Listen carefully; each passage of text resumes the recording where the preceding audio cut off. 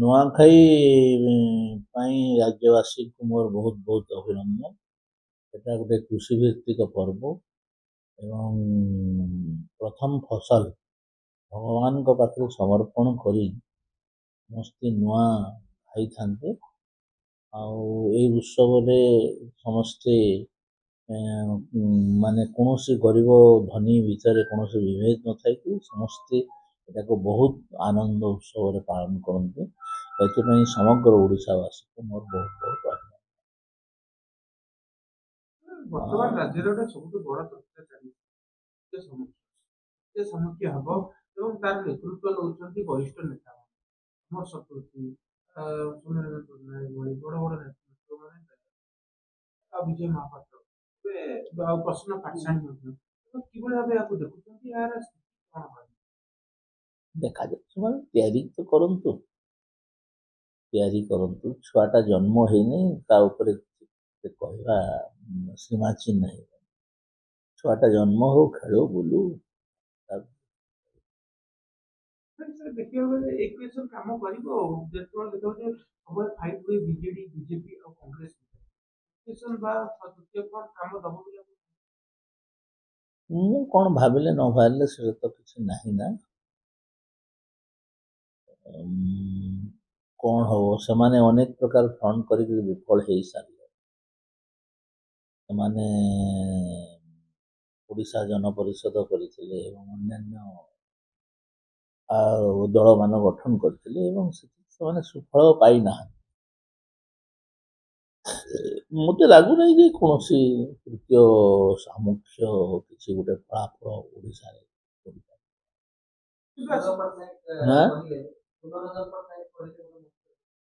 ଅଳ୍ପ ଭୋଟ ବ୍ୟବଧାନରେ ବିଜେଡି ପାଖରୁ ବିଜେପି ଯଦି କମ୍ ଭୋଟ ବ୍ୟବଧାନରେ ଏତେ ବଡ଼ ଦଳ ଜିତି ପାରୁଛି ତାହେଲେ ଆଉ ଗୋଟିଏ ନୂଆ ରାଜନୈତିକ ଦଳ ତିଆରି କରିକି ସରକାରକୁ ଆସିପାରିବ। ଦେଖନ୍ତୁ ବିଜେପି ନୂଆ ପାର୍ଟି ନଥିଲା। ବିଜେପି ବହୁତ ଦିନ ଧରିକରି ବିଜେଡି ବିଜେପି ସରକାରରେ ବି ଥିଲା ଏବଂ ଆମେ ଯେତେବେଳେ ସମୀକ୍ଷା କରୁଥିଲୁ ସେ ସମୟରେ ବି ବୁଝାମଣା ହେଇନଥିଲେ ବି ବିଜେପି ବହୁତ ଭଲ କରିଥାନ୍ତି। କିନ୍ତୁ ଆମର ନେତୃତ୍ୱ ସେ ସମୟରେ ବୁଝାମଣାକୁ ପସନ୍ଦ କଲେ ଏବଂ ବୁଝାମଣା କଲେ। ତ ତା ପୂର୍ବରୁ ଆମେ 10ଟା ସିଟ୍ ଥିଲୁ ଏବଂ ସେ ସମୟରେ ଯେଉଁ ପରିସ୍ଥିତି ଥିଲା ପୁରା ଓଡ଼ିଶା ପ୍ରଦେଶରେ ବିଜେପି ସପକ୍ଷରେ ଥିଲା। ଆମର ଯଦିଓ ବୁଝାମଣା ହେଲା ଆଉ ଆମେ କମ୍ ସିଟ୍ରେ ଆମର କେନ୍ଦ୍ରୀୟ ନେତୃତ୍ୱ ରାଜି ହେଲେ କିନ୍ତୁ ଆମର ସ୍ଥିତି ବହୁତ ଭୁଲ ଥିଲା। ତାପରେ 2000 ପରେ ଆମେ 2009ରୁ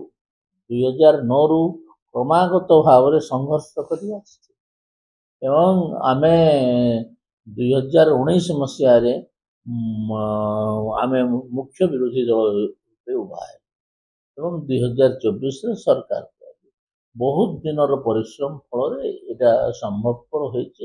ଏଇଟା ରାତି ହେଇନାହିଁ ଏବଂ ସେମାନଙ୍କୁ ରାତି ରିଜଲ୍ଟ ଦରକାର। ରାତି କୌଣସି ରିଜଲ୍ଟ ହେଇପାରେ। ଆଉ ଗୋଟେ କଥା ରହିବ ଆଜି ମଧ୍ୟ ବରିଷ୍ଠ ନେତୃତ୍ୱ ଯେଉଁମାନେ ତୃତୀୟ ଫ୍ରଣ୍ଟ ପାଇଁ ଆସୁଛନ୍ତି ସେମାନେ ଆଜି ମତ ରଖୁଛନ୍ତି ଯେ ବିଜେଡି ଆଉ ବିଜେପି ନେତୃତ୍ୱ ମାନେ ଆମ ପାଖକୁ ଆସିଛନ୍ତି ସେମାନେ ଫୋନ କରୁଛନ୍ତି ଯୋଗାଯୋଗ କରୁଛନ୍ତି ଦେଖିବା ପର୍ଯ୍ୟନ୍ତ କାହାକୁ ମନା ନେଇ ନା ସେମାନେ ସେମିତି ଭାବୁଛନ୍ତି ଭାବୁଥାନ୍ତୁ କିଛି ଆମକୁ କିଛି ଫରକ ପଡୁନି। କିଛି ଫାଇଦା ହବନି ଆପଣଙ୍କ ଲଙ୍ଗ ରନର ହବାକୁ ପଡିବ ଜଣେ ଆଜ୍ଞା ଯଦି ଧୈର୍ଯ୍ୟ ଧରିକରି ରୀତିମତ ସଂଘର୍ଷ କରାଯାଏ ତାହେଲେ ଫଳାଫଳ ଆସିପାରେ। ଏମାନଙ୍କର ତ କାହାରି ଧୈର୍ଯ୍ୟ ନାହିଁ ନା ଇମିଡିଏଟ ରିଜଲ୍ଟ ଦରକାର। 1 2 ନମ୍ବର ଜିନିଷ ହେଲା ସଂଘର୍ଷ ନ କଲେ କିଛି ଫଳାଫଳ ହବ ନାହିଁ। ବିଜେପି ଲାଷ୍ଟ 2022ରୁ 24 ଅନର୍ଗଳ ଭାବରେ ଆମେ ବିଧାନସଭାରେ ଆକ୍ରମଣ କଲୁ, ବିଧାନସଭା ବାହାରେ ଆକ୍ରମଣ କଲୁ, ରାଜରାସ୍ତାରେ ଆକ୍ରମଣ ହେଲା, ତାପରେ ଫଳାଫଳ ଆସିଛି। ତ ଯଦି ସେମାନେ ସେ ଅନୁସାରେ କିଛି ଗୋଟେ ଆନ୍ଦୋଳନ ଗଢ଼ି ପାରିବେ ଏବଂ ଲୋକ ସେଟାକୁ ଗ୍ରହଣୀୟ ଅବସ୍ଥାରେ ଆସିବ ତାହେଲେ ତାର ଫଳାଫଳ ଆସିପାରେ। ବିଜେପି ଏବେ ତାର ଶକ୍ତି ବୃଦ୍ଧି କରୁଛି। ଜାଗାରେ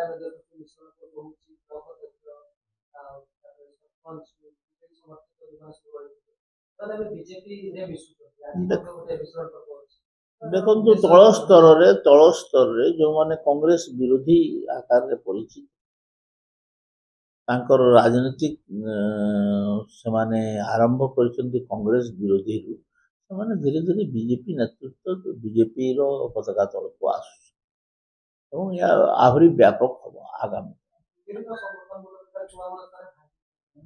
ବିଜେଡି ସଂଗଠନ ତୃଣମୂଳ ଏକ ତ ନେତୃତ୍ୱର ସ୍ପଷ୍ଟ ନାହିଁ ସ୍ପଷ୍ଟ ନୀତି ନାହିଁ କି ସ୍ପଷ୍ଟ ବାର୍ତ୍ତା ନାହିଁ କି ନେତୃତ୍ୱ ଜାହିର କରିବା ପାଇଁ କେହି ଆଗକୁ ନାହାନ୍ତି ବିଜେଡି ମୁଁ ତ କହିଥିଲି ଯେଉଁଦିନ ବିଜେପି ନେତୃତ୍ୱ ହୁଇସିଲ ଶୁଣିବେ ବିଜେଡି ଖଣ୍ଡ ଖଣ୍ଡ ହେଇଯିବ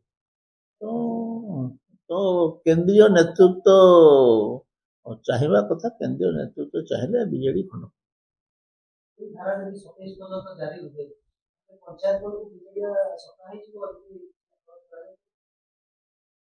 ଦେଖନ୍ତୁ ଯେଉଁ ତାଙ୍କର ବି ତ କାଫି ଏମଏଲଏ ଅଛି ଏମଏଲଏ ମାନେ କର୍ମୀ ମାନଙ୍କୁ ଟିକେ ତ କୋଉ ଜାଗାରେ ବାନ୍ଧି ରଖିଥିବେ ନା ଏତେ ଶୀଘ୍ର କିଛି ହବାର ନାହିଁ ଯଦି ଏମଏଲଏ ମାନଙ୍କ ଭିତରୁ ଡିଭିଜନ ହବ ଏବଂ ଏମଏଲଏ ମାନେ ବିଜେପିକୁ ଆଇବେ ତାହେଲେ ଏଇ ଫଳାଫଳଟା ଭଲ ହେଇପାରେ ନାଇଁ ତଳ ସ୍ତରରେ ତ ଧୀରେ ଧୀରେ ବ୍ୟାପକ ହିସାବରେ ବିଜେପିରେ ବିଜେଡି କର୍ମୀ ଜଏନ୍ କିନ୍ତୁ ଯେଉଁ ଜାଗାରେ ତାଙ୍କର ସକ୍ରିୟ ବିଧାୟକ ଅଛି ସେଇ ବିଧାୟକ ମାନେ ତାଙ୍କର କର୍ମୀକୁ ବାନ୍ଧି ରଖିବା ପାଇଁ କିଛିଟା ସଫଳମିତ ହଉଛନ୍ତି ନା ତ ଚାଲିଛି ଦେଖାଯାଉ କ'ଣ ହେଇପାରେ କ'ଣ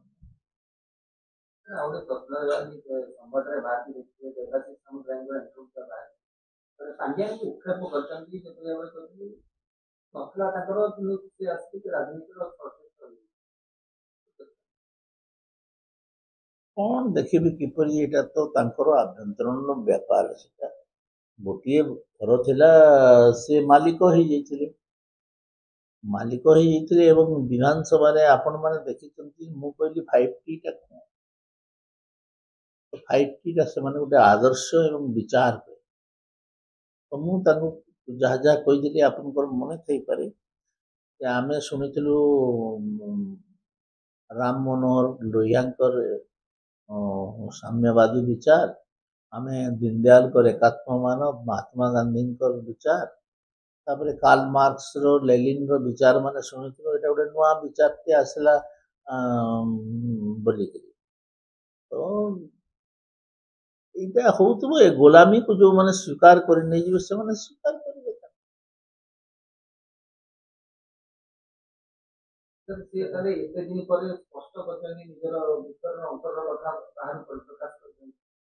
କିଏ